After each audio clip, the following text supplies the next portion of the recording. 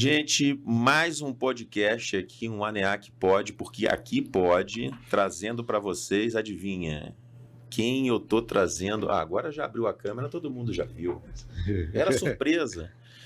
Mas Nina, Cadu, a Ju tá aqui comigo, não podia ter pessoa melhor para comandar. Eu acho que eu vou levantar e vou embora, vou deixar, né? Porque assim, que aqui é a turma que... É um grande prazer estar aqui, né? Estar com a Nina e com o Cadu. A ali turma nossa... que sabe tudo de BIM. Você que tem alguma dúvida, acabou. A sua dúvida acabou. Esses dois vão resolver hoje, né? Hoje tudo será resolvido. Hoje tudo pode aqui, porque o BIM será desmascarado. Vamos dizer assim.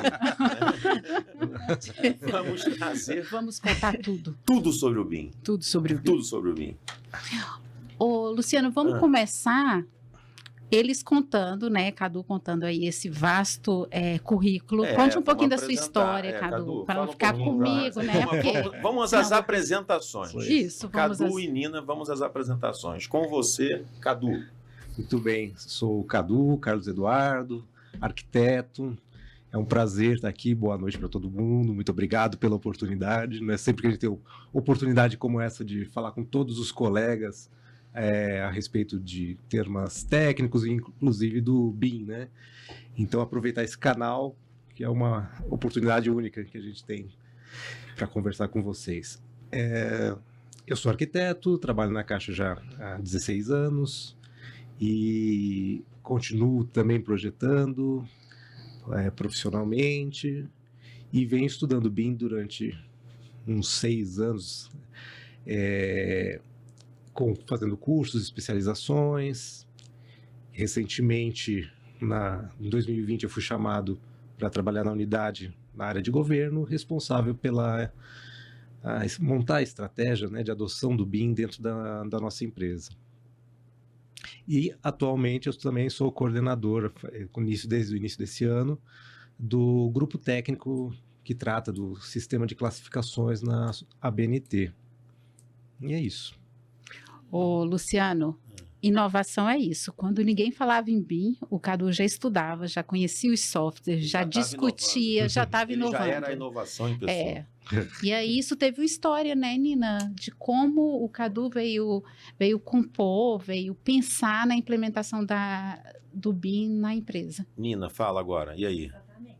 Então, eu sou a Nina, sou arquiteta, trabalho na Caixa, vou fazer 20 anos de Caixa mês que vem.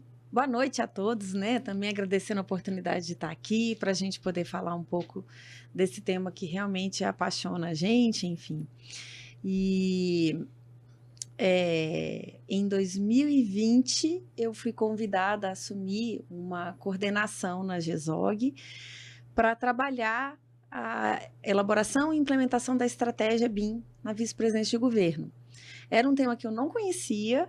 Desde então, obviamente, estou mergulhada para tentar aprender alguma coisa, né? Eu falo que eu sou aluna do Cadu e de vários outros professores que a gente tem sobre o tema no país, né? E essa história, Juju, a Juscelia bem falou isso aqui, a história do Cadu ter vindo participar é que a gente fez uma pesquisa, assim que a gente chegou na equipe, montando como é que a gente ia desenhar a estratégia, a gente resolveu fazer uma pesquisa com os colegas e a gente estava pensando em contratar uma consultoria externa, mas a gente identificou algumas pessoas dentro da Caixa que tinham conhecimento que podiam nos apoiar no desenho da estratégia e já conheciam a realidade da Caixa, né?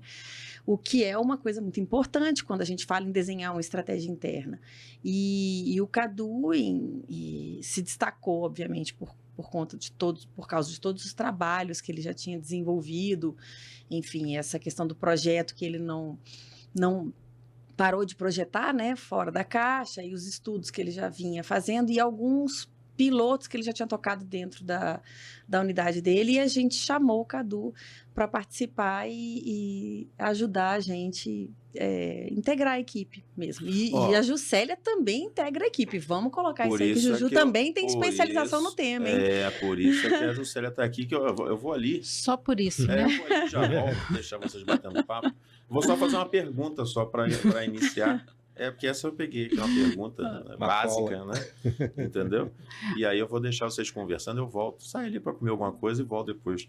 Não, assim, eu quero aproveitar o tempo de vocês aqui, que para mim é muito importante, já agradecer o convite, né? Eu liguei para o Cadu, foi sexta-feira, Cadu, eu vou estar segunda-feira em Brasília, queria gravar um programa com você. Pode? Ele, mas o ANEAC pode? Pode, então pode. Aí falou que pode e a gente está aqui. Então, é muito bom estar aqui com vocês, ter essa oportunidade. Então, não queria falar da Caixa, né? Assim, como é que eu queria falar do BIM, né? Porque é algo, né, maior nesse momento. Depois, numa outra oportunidade, a gente conversa como é que está a Caixa nesse processo. Mas, assim, por que o BIM é importante na indústria da construção? Quer dizer, o que é o BIM, né? Para a gente falar um pouco do que é o BIM e por que ele é tão importante hoje nessa indústria da construção.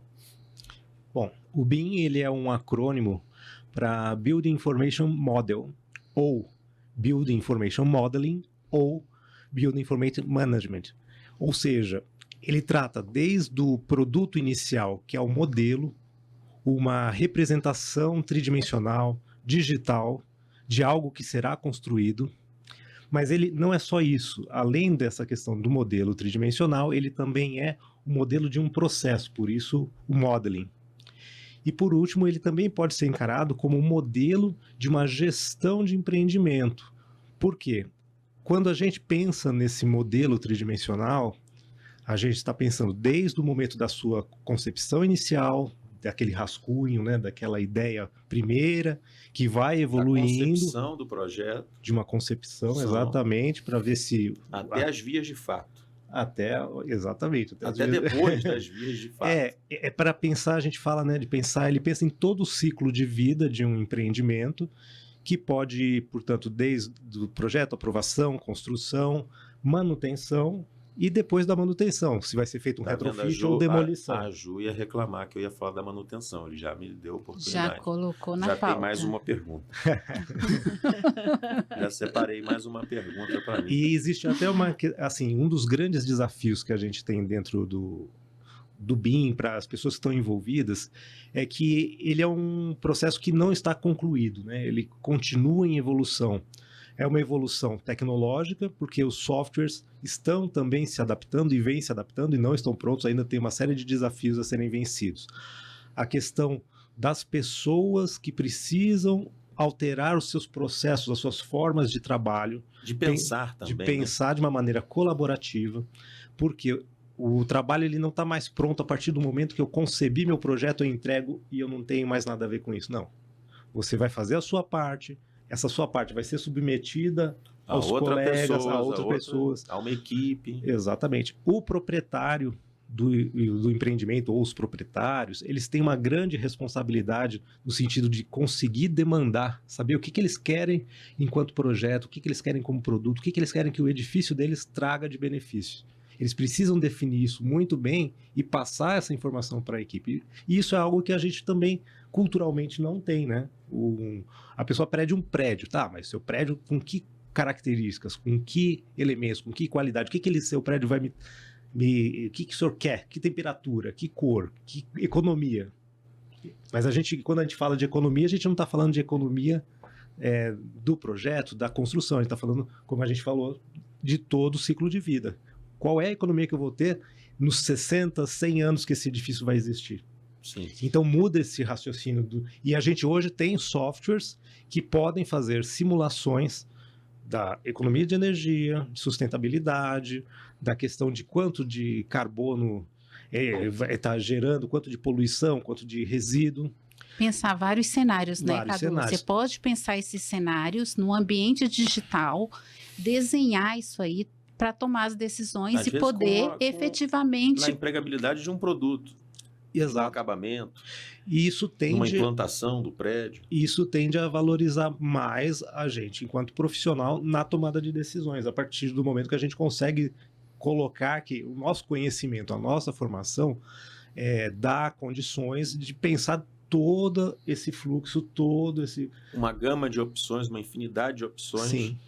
e saber o que isso vai mais à frente gerar de resultado, né? de interessante ali para o empreendimento. Você, na verdade, vai deslocar, vai gastar um pouco mais de tempo na etapa de projeto, de fato, mas você vai construir virtualmente esse empreendimento. Você vai ganhar tempo, de fato, em outras etapas que você teria que consumir mais Exatamente. tempo. E aí você consegue uma economicidade. Exatamente. Você consegue uma economicidade maior na execução da obra, porque várias das questões elas podem ser antecipadas, né? As dificuldades, os desafios, os problemas que num processo tradicional você identificaria na execução da obra, você consegue, como você constrói virtualmente antes, você consegue identificar isso antecipadamente e já resolver de uma forma colaborativa, como o Cadu estava falando.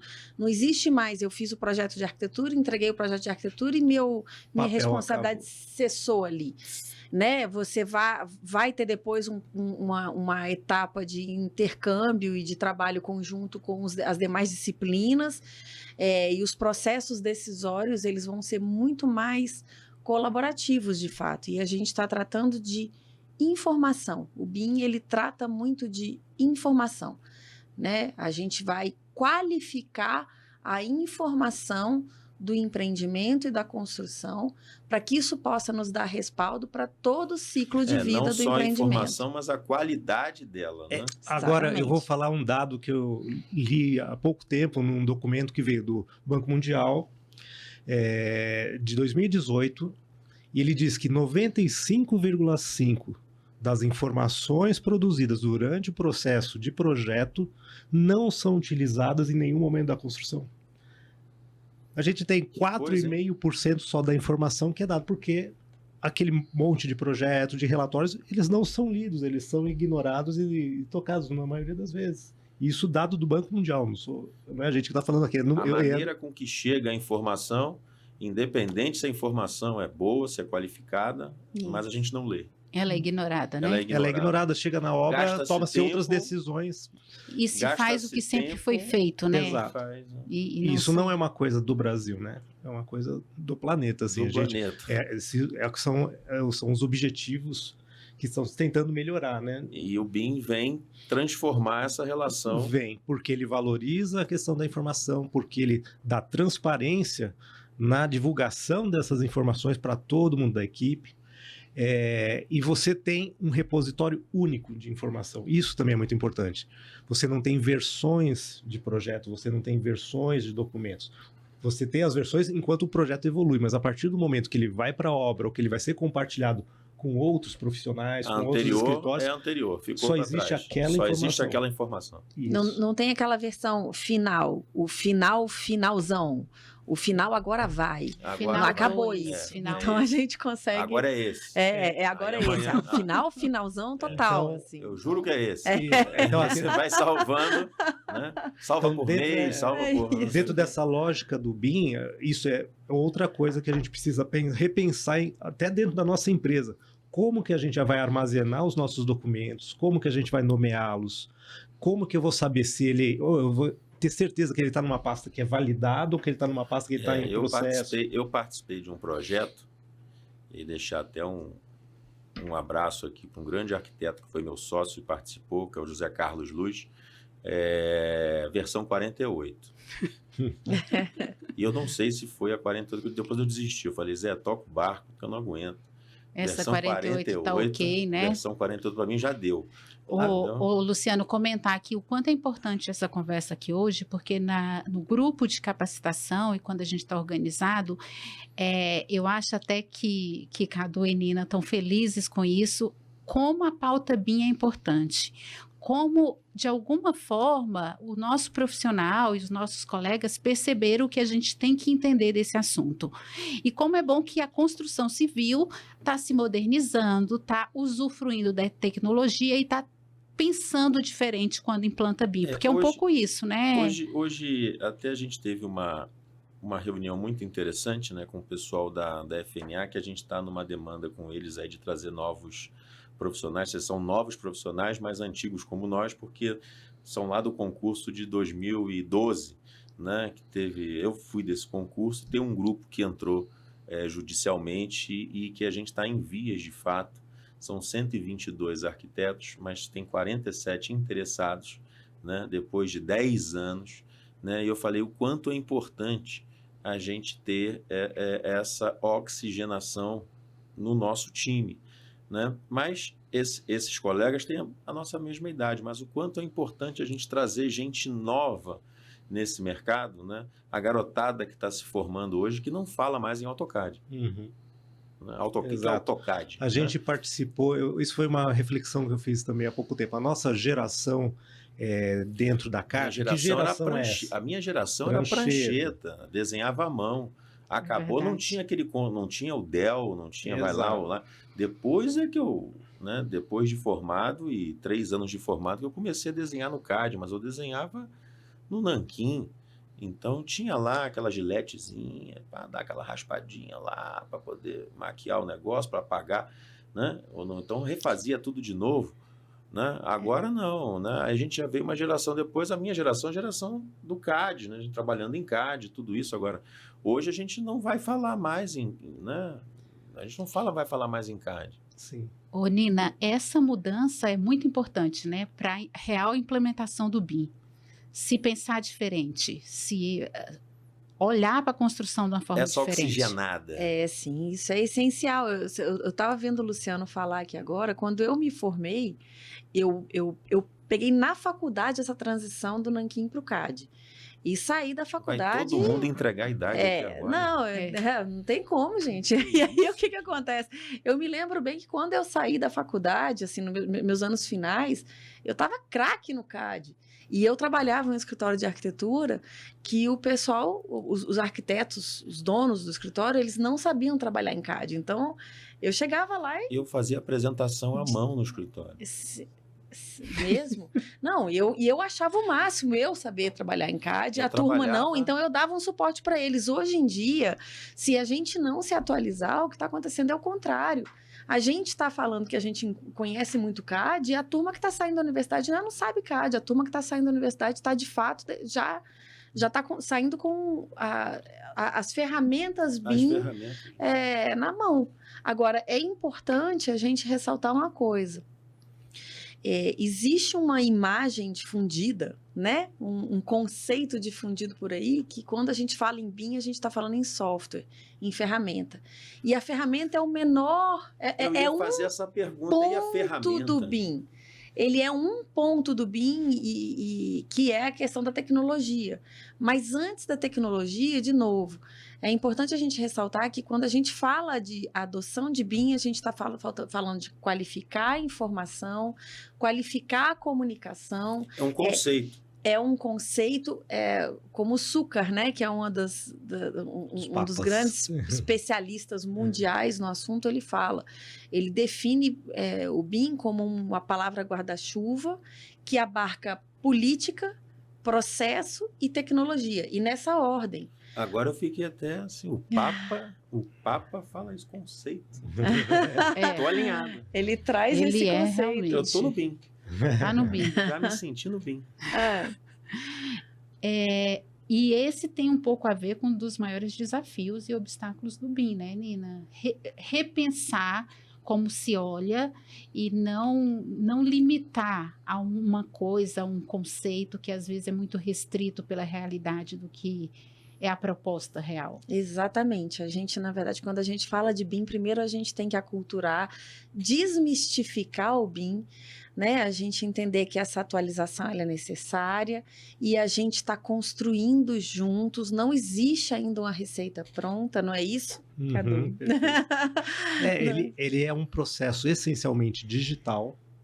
Então, o que a gente pensava tem que rever dentro da nossa empresa, dentro das empresas, dentro de governos, se as leis, as normas, se as nossas regras, elas fazem sentido dentro desse mundo digital? Dá para eu melhorar o meu processo tendo agora à disposição novos mecanismos que são essencialmente digitais? Com a quantidade de informações que eu vou criar, eu não posso gerar uma outra inteligência, um banco de dados com informações que vão me facilitar? Então, essa questão dessa migração para algo que é essencialmente digital, ele vai impactar em uma série de outras coisas. E não acredito que seja negativamente, ele é só uma outra forma de fazer que tende a trazer muitos benefícios para a gente. E aí não só a questão da organização da informação, mas a forma de comunicação também, né? A gente pode pensar em facilitar a comunicação entre todos os envolvidos e vai ter que virar uma chave mesmo, uma chave na forma de você pensar agora a engenharia e a arquitetura, porque a forma de atuação vai ser muito mais colaborativa, com trocas de informação qualificada e uma comunicação muito mais ágil. É facilitar a informação, colocar tudo no mesmo ambiente, a colaboração de todos, qualificar essa informação para que ela chegue na ponta com a maior benefício, né? Às vezes também um profissional mais antigo pode falar, puxa, mas eu vou perder espaço ou eu vou ter que... De alguma forma, é bom que se a inteligência artificial vai substituir a engenharia? Tem essa pergunta. Então, mas como... Não é minha. Mas será que é de alguém aqui? Não sei. Deixa eu procurar aqui. Tem sempre alguém que acha que a inteligência artificial vai te substituir. Eu falei, amigo, aí você fala com a tua esposa para não pegar o chat GPT, né? E não falar sobre você no chat GPT. A tecnologia tem isso, né? Como se a gente... Hoje a gente gostaria de estar lavando roupa sem uma máquina, né? A tecnologia é isso, não substitui a pessoa, mas ela faz com que essa parte mecânica seja feita de forma diferente. Imagina você chega em casa, o seu companheiro ou sua companheira está no chat GPT e não quer falar mais com você. Você foi substituído pela inteligência artificial. Aí você tem que tomar cuidado. Mas aí o problema é outro, né? Acho que não vai botar a culpa no BIM. Não coloca. Aí o problema é outro. E assim, eu acho que para a nossa geração, que ainda tem essa, ou a geração um pouco mais jovem que a gente, o BIM, ele, apesar de trazer essa condição de projeto diferenciada daquilo que a gente teve quando a gente se formou, ela é uma construção virtual. Portanto, quando a gente vai fazer o projeto, a gente precisa ter uma noção de construção. Uma pessoa jovem, sem noção de construção, de obra, mas com grande técnica, ela vai precisar do apoio, ela vai precisar da informação de um colega que tem essa experiência de campo. E aí eu acho que isso ajuda muito a questão da educação, né? Perfeito. Porque eu lembro muito bem, assim, na universidade, né, a gama eu falo muito para minha filha que eu gostaria que ela tivesse tido a oportunidade que eu tive em termos de formação, né? Porque eu acho muito difícil hoje eu tenho uma enteada de 17, que aí então é mais difícil ainda, porque eu tive a oportunidade de ter ícones na minha formação, né? Então, eu conversei com o Lúcio Costa e sentei com o Niemeyer para bater papo. Tive essa oportunidade.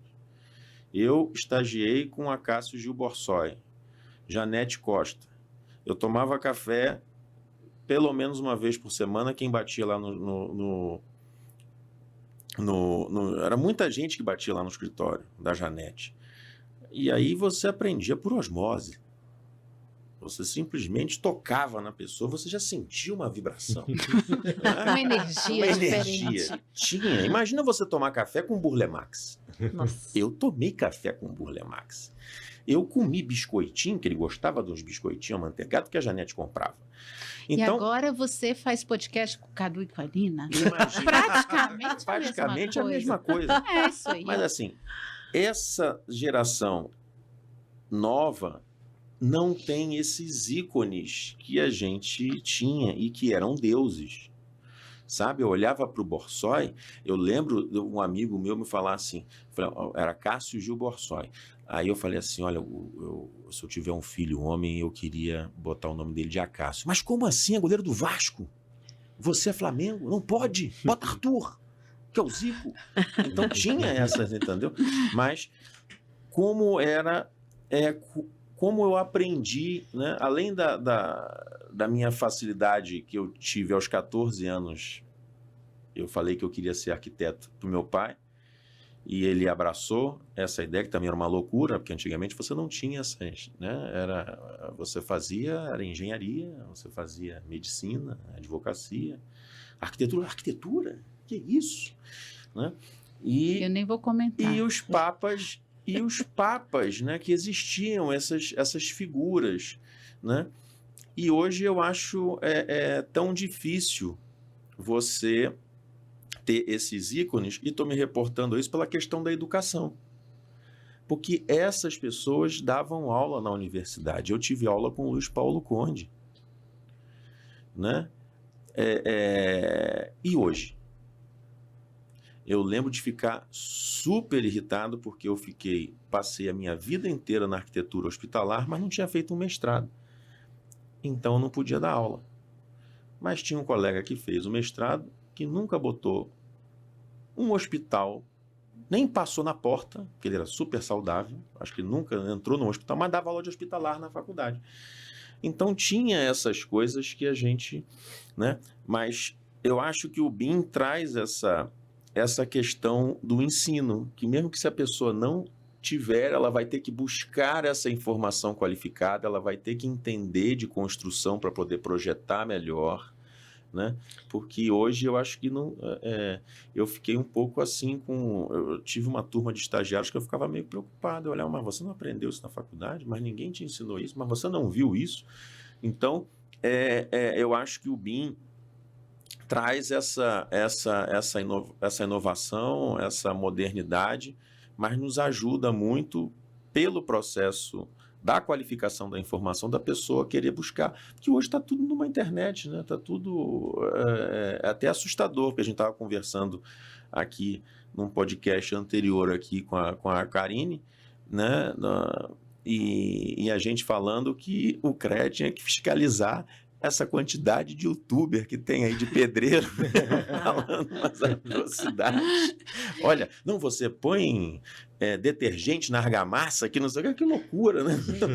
Tem essas coisas também. E como é importante conversar sobre informação, ter um ambiente onde essa informação é organizada, esteja disponível, né? A informação hoje está em tudo, informação tem em tudo quanto é lugar. É fundamental. Terrível. Aí é que está hoje, você tem muito acesso à informação, e aí como é que você faz esse filtro? A inteligência da engenharia e da arquitetura, você não tem como substituir. Não vai substituir. O que acontece? Foi o Nicoleles, né? O professor Dr. Nicoleles, um pesquisador brasileiro, cientista brasileiro que mora nos Estados Unidos. A gente assistiu, não tem muito tempo, uma fala dele sobre inteligência artificial, e achei interessantíssimo a reflexão que ele colocou, o seguinte: a inteligência artificial, ela é inteligente o suficiente, mas ela só olha para o passado, ela não olha para o futuro. Boa. Então, ela só olha para o passado, ela arquiva e organiza a informação para que você tenha acesso. Ia ser taróloga, né? Mas, exato. Mas o que acontece? Que prevê você não consegue criar. Entende? Você Como que inova quando você está olhando para o passado e não pensa no futuro, né? Você pode inovar com base no que tem no passado, mas não tem como você inovar uma coisa nova, porque o arquivo da inteligência artificial, ele olha para trás. Ele não, a inteligência artificial é muito interessante quando você utiliza. E aí eu vi algumas pessoas falando sobre isso, né? Que o importante é você saber também perguntar. Porque se você não fizer a pergunta adequada, você não vai ter a resposta adequada. Você vai ter uma gama de informações ali que foram retiradas, né? Então tem... E aí a gente pode até voltar para o BIM, porque o cliente no BIM precisa fazer a pergunta de uma forma muito adequada, como numa inteligência artificial. A pergunta qualificada. Exatamente. O que ele vai querer? Quando ele contrata um projeto em BIM, o que exatamente tem que ser entregue? Eu tenho que entregar um projeto executivo? Eu tenho que entregar um projeto básico? Faz sentido no BIM? Faz sentido isso no BIM se eu tenho um modelo e todas as minhas pranchas, oficialmente, elas vão ser derivadas do modelo? E aí a gente tem um outro extremo que é: eu preciso de um monte de informação de fato? Ou será que só um 3D para a minha finalidade é suficiente? Então, você também saber para que você quer. Para que você quer as instituições, informação. Exato. Isso é informação suficiente. as instituições também têm que pensar um pouco isso, né? Sim. Quem está pensando no BIM, quem está implantando o BIM, para que ele quer o BIM? Né? Qual é a atuação dele naquela área? E aí, pensando um pouco aqui, a construtora, como ela tem que pensar o BIM, as prefeituras, como tem que pensar o BIM, né? Que é um exercício que é necessário. Vou criar um podcast agora, Papo BIM. Botar aqui. BIM bom. BIM bom. O que é que pode, mas aqui isso pode tudo. Isso que a Juju falou é imprescindível, porque ferramentas, ou seja, softwares, a gente tem inúmeros no mercado. E aí você tem diversas ferramentas com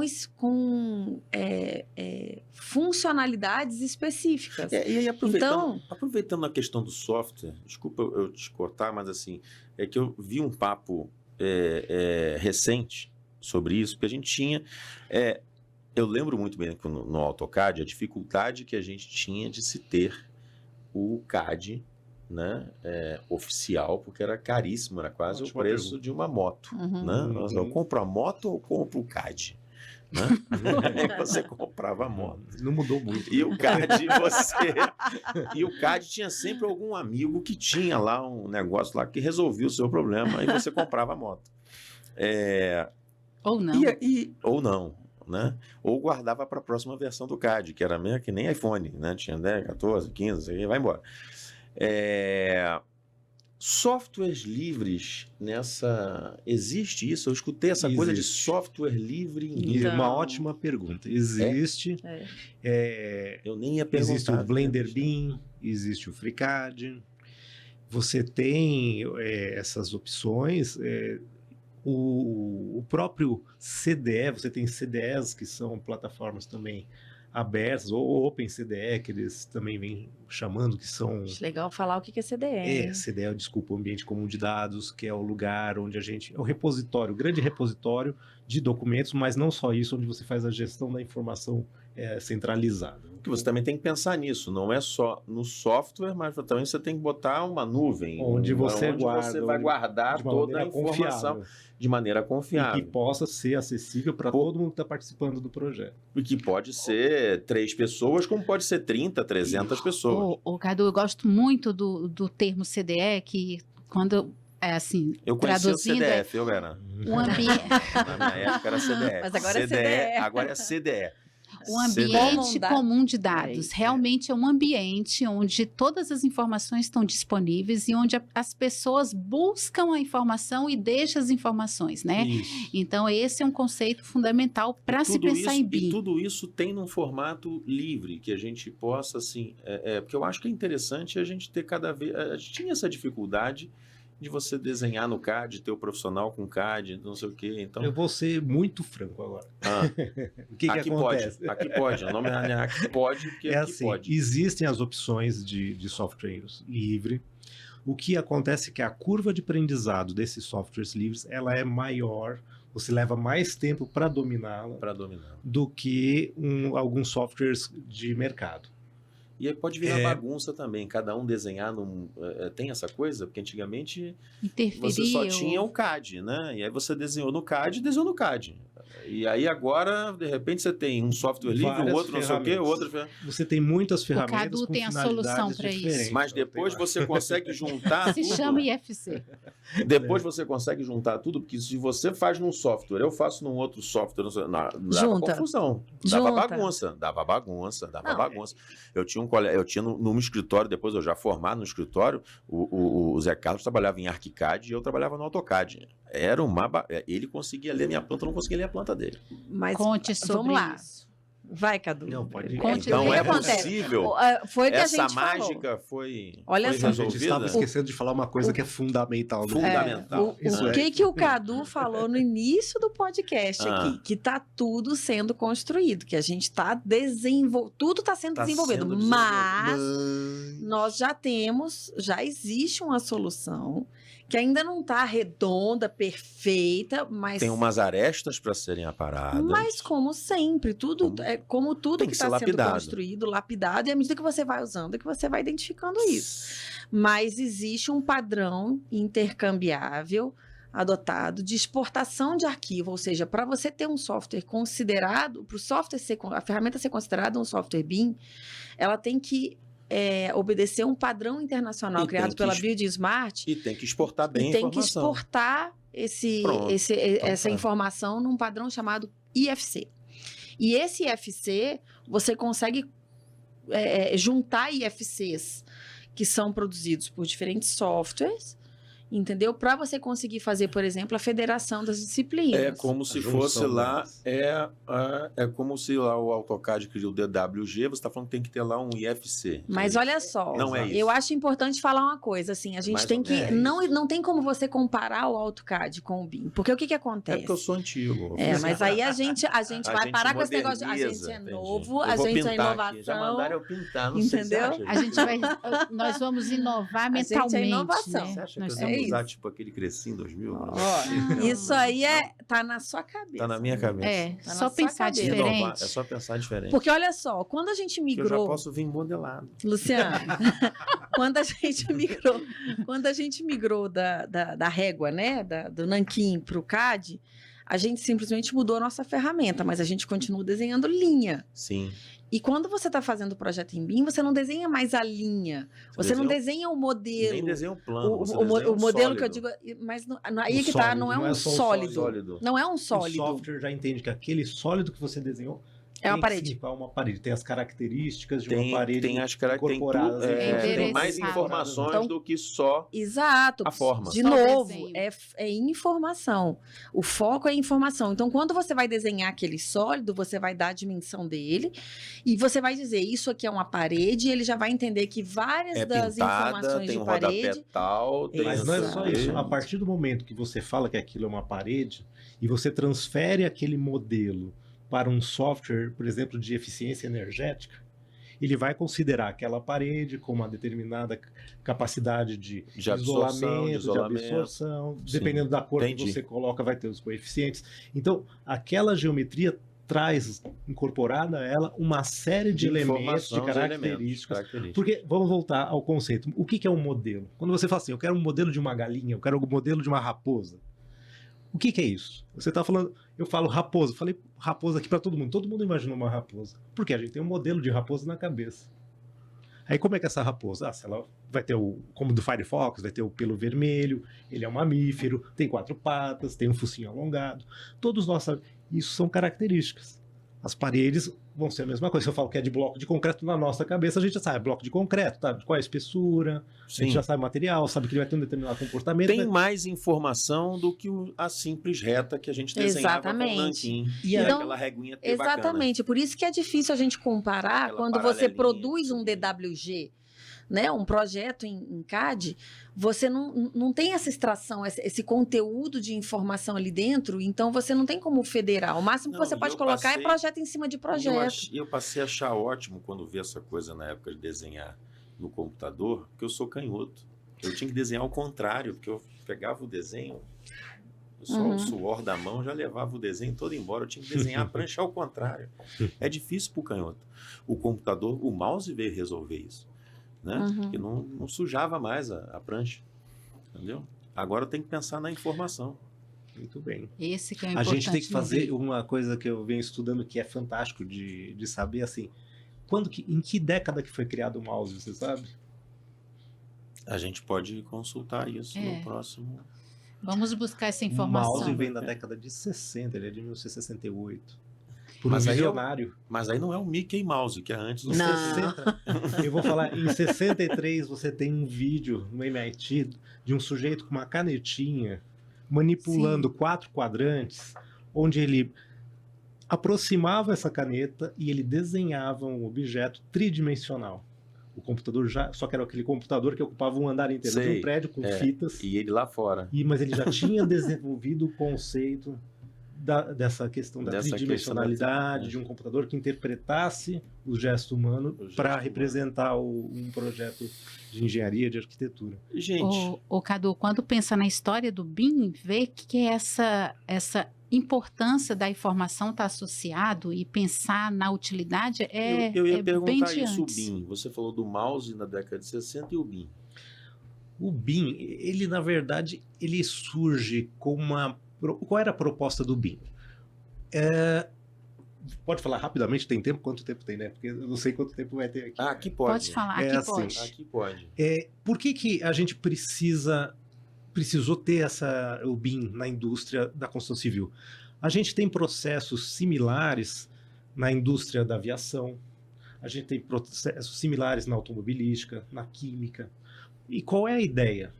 Quando a aviação, na década de 50, ela começa a ser mais comercializada e existir uma necessidade de se produzir mais aviões, mais carros, o pessoal percebeu que não dava para cortar aço na mão. Então teve alguém que bolou um programa que fazia cortes em chapas de aço na década de 50. Outro cara, 2 anos depois, inventa o braço robótico. Então a gente percebe que era uma ligação de programação com alguém que conseguia construir ferramentas para executar aquela linguagem de programação de uma forma eficiente. Era uma coisa da Revolução Industrial, Revolução Industrial, produção em massa, maior precisão. Hoje a gente comentou, corte, à tarde, a gente fez antes um bate-papo com o pessoal do CREA, aí tem o Luiz Barata e o Juscelio, e eu fiquei a tarde inteira conversando com o Juscelio, e ele falou assim, a arquitetura está muito mais evoluída, que vocês veem história, vocês são de um passado, a gente só veio depois da Revolução Industrial. Achei interessante a engenharia, né? A engenharia. Que a engenharia veio com a necessidade, né, da Revolução Industrial de você ter processos. E aí que tá. E esse é um desafio grande para o BIM até hoje. Por quê? Precisamos, para conseguir ter essa excelência, ou seja, que uma MRV, uma construtora, uma Kaufmann, essas grandes construtoras, que a gente consiga conversar com quem está fornecendo o bloco, com quem está fornecendo a cerâmica, ter menos desperdício em obra. Precisa haver padrões. Até em função então, o desafio de criar esses padrões... Em função de custo e sustentabilidade, né? Também, né? Também. Né? Então, quando a gente está falando de BIM, a gente vai envolver toda a cadeia da construção. Do cara que produz o insumo... Viu como a minha primeira pergunta foi boa? Até a incorporadora, o escritório de projeto, os governos... Eu estou bem nessa coisa de podcast, porque eu tenho feito perguntas muito interessantes. É um ótimo entrevistador. Eu falo até o boa noite. Nosso William Bonner. Eu ia fazer uma última pergunta para ver se é boa. Que eu faço a primeira e faço... Nessa questão da manutenção e no gerenciamento de empreendimentos. A gente está falando de BIM na concepção... Perfeito. E na manutenção e no gerenciamento, na vida pós-entrega, porque eu não estou falando só do projeto, como o arquiteto fez o projeto, depois veio a construtora lá, o engenheiro participou da construção e entregou. E aí, acabou? Não. Então, a gente volta. Nessa evolução histórica, né, esse objetivo da padronização foi... o foco da gente conseguir ter uma linguagem comum para depois chegar no IFC, que vira um arquivo que serve para qualquer colaborador envolvido no processo. Para arquitetos, serve para as instalações, serve para a estrutura. Para você trocar essas informações. A partir do momento que se constituiu a questão do software que você já tinha. De unificar essa informação e dela ser lida e ser compartilhada por qualquer software. Isso. E esse era o desafio da indústria, porque a Boeing produzia de um jeito, a outra empresa aeronáutica da Sofa tinha outra. Era o problema que a gente tinha no CAD. Mas vamos lá, vamos voltar à tecnologia. Naquela época, quando você comprava um computador, você comprava o software junto, lembra? Sim. Então você tinha aqueles mainframes instalado. Exatamente. E o programa era feito para fazer aviões, o programa era feito para fazer carros. Sim, era específico, era especializado. Então, e só empresas grandes tinham dinheiro para comprar esses equipamentos. Então, com o barateamento dos computadores, a redução do tamanho deles, a popularização, isso possibilita que os escritórios menores peguem escritórios de arquitetura e isso vá se o celular hoje é um computador. Perfeito. Sim. Então, a gente precisou passar por uma evolução tecnológica para chegar nesse ponto que a gente está hoje. Isso é uma coisa importante de colocar. Por que a gente está nesse momento, né? Só que alguém, na década de 90, já estava pensando nesse padrão IFC. né? Então a gente tem sempre esses visionários, né? Tem alguém que está pensando hoje no que a gente vai ter daqui. Aí uma coisa interessante, o engraçado, assim, uma coisa que eu acho super interessante nessa evolução do BIM, que os primeiros normas, os primeiros padrões, os primeiros códigos criados para o BIM que foram difundidos pela ISO e aplicados são exatamente os códigos de gestão e manutenção. Vieram antes dos de projeto. Falei para você. Tem o COB, você tem... Pergunta fabulosa. Eu já vou fazer mais um podcast sobre isso. É muito curioso. Como é que você faz a regra primeiro de gestão? Você faz e publica primeiro as normas de gestão de ativos para depois ir falar de projetos, de CDE, de informação. E você falou para mim que não era uma boa pergunta. Eu falei? Era uma pegadinha. A coisa da gestão, né? Então, primeiro se pensou como você vai gerir esse ativo, né?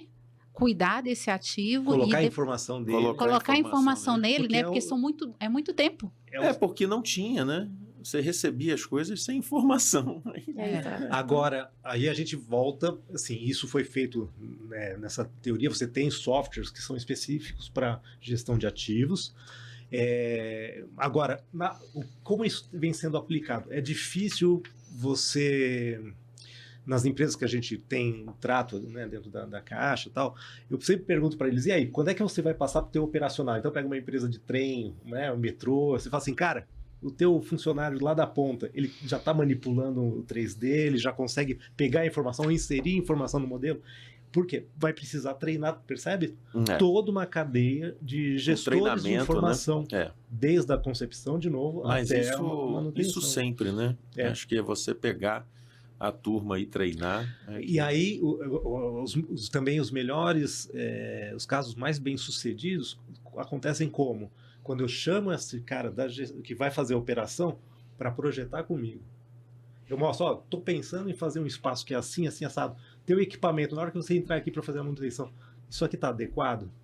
Você precisa de uma porta maior, menor, o equipamento... É uma cadeia. Agora você vê como é que muda, né? É uma cadeia produtiva, né? A gente tem que pensar na cadeia produtiva. Mas tem que começar a envolver todo mundo que está ali. Sim. Então, de novo... ainda que, obviamente, seja necessário a gente treinar as pessoas nas ferramentas, né, de uso daquilo ali, primeiro você precisa... Entender o conceito. Porque se você não entender o conceito, você acaba que se dedica a uma ferramenta específica, que por sua vez pode ser a mais divulgada, ou mais assim, vou fazer um curso de Revit amanhã. Aí mais conhecida no mercado, e aquilo ali não necessariamente é a ferramenta que vai ser a ferramenta que você vai usar no seu dia a dia. Eu adoro a Ju, porque a Ju fala isso é triste. Não necessariamente é a ferramenta que você vai usar no dia a dia. Então você vai acabar perdendo aquele conhecimento por falta de uso mesmo. Então é primeiro entender o conceito, saber exatamente o que você vai, o que você quer do BIM. Para que o BIM te serve? Para que o BIM te serve? Pode né? não servir para você que é de um escritório de projeto de arquitetura, ou de uma construtora, ou de uma prefeitura, ou de uma empresa de gerenciamento, são diferentes necessidades que o BIM vem a atender em função da natureza do seu trabalho, do seu negócio. E o que acontece? Cada negócio tem um interesse diferente, mas como Babel, né? Vai todo mundo falar a mesma língua e trabalhar em conjunto ali num ambiente único para qualificar a informação e facilitar a comunicação. Exatamente. Tá vendo que eu compartilhado no CDE. Vai ter o IFC compartilhado no CDE. Isso dá samba. Dá samba. Então, o samba do BIM. O samba do BIM.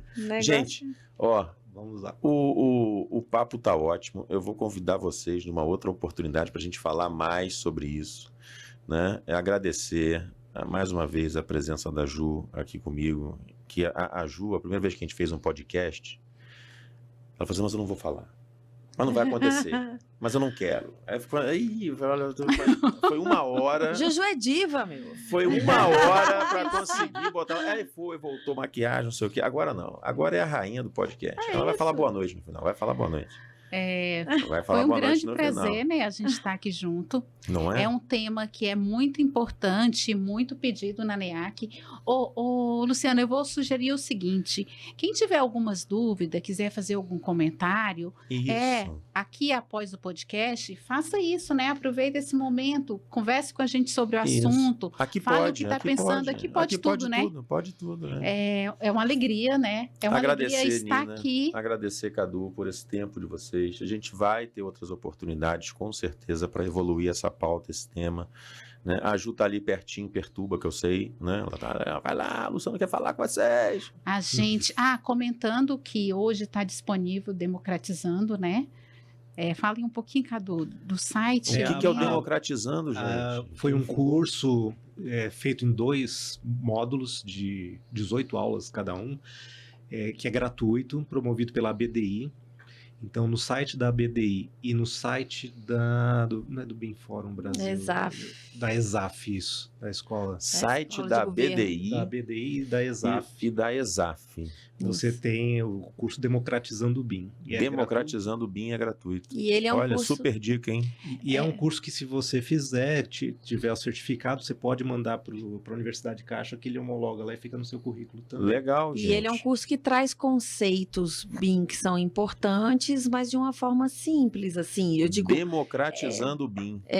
Ele não complica a coisa, ele traz conceitos que são básicos, exato, mas que são importantes para você começar a entrar no mundo BIM. E traz essa leitura, né, desses conceitos de processo, o que é uma CDE, faz com que você entenda um pouquinho melhor isso aí. Então, a gente recomenda, né, quem tem interesse pelo esse assunto, é super importante. Legal, bacana. Democratizando o BIM no site da ABDI e ESAF. Aproveitando para falar que a nova lei de licitações já traz o BIM no seu conteúdo, né?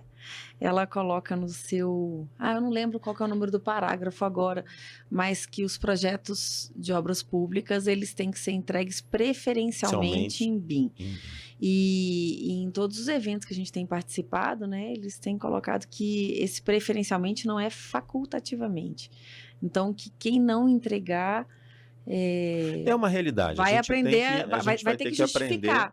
Vai ter né? que Caso tenha alguma dificuldade, algum item que justifique não apresentar, então aí se usa o preferencial. Exato. Mas caso não, deverá ser entregue em BIM. Exato. Então, assim, é uma realidade, está batendo a porta, o mercado está adaptado, está se adaptando para isso, está construindo isso. Legal. Essa necessidade de atualização é importante para todos nós e a gente... Acho que é legal a gente aproveitar essa onda de que está todo mundo se movimentando de fato para isso, está todo mundo construindo junto, para aprender mesmo, né? Para crescer e caminhar junto nisso aí. Eu acho que a postura é muito essa mesmo. Então, fica o convite para todos os colegas, a gente fica à disposição também. Gente, prazer enorme em receber aqui no nosso estúdio, no ANEAC Pod. A gente receber Cadu, receber Nina, minha amiga Ju, minha diretora institucional. Tá aqui na ANEAC, falando de BIM com vocês. Vai dar aquele último boa noite para ficar. Boa noite. Nos falamos e logo juntos teremos... somos mais ANEAC. Tem juntos, que fazer assim. E aqui tudo boa pode. Noite. Aqui tudo pode. Aqui tudo porque pode. aqui tudo pode. Toca o sininho, faca. Você tá comigo. Você tá comigo? Boa noite. Foi um prazer. Até a próxima. Gente, um grande abraço. Até a próxima. Muito obrigado. Tchau, Boa gente. noite, gente. Valeu. Um abraço. Tchau, tchau.